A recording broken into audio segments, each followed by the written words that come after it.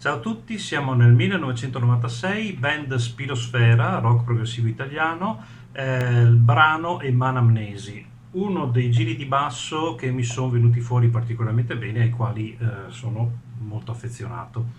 Ascoltiamolo.